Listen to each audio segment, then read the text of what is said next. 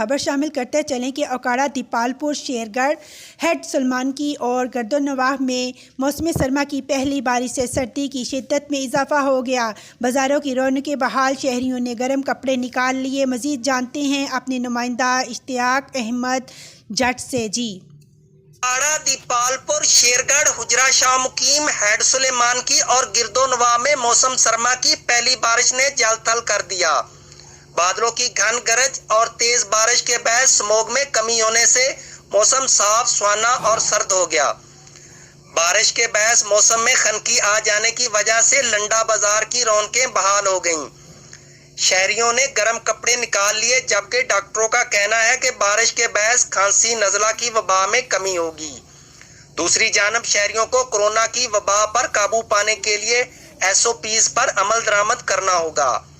تیز بارش کی وجہ سے بازاروں میں پانی کھڑا ہو گیا۔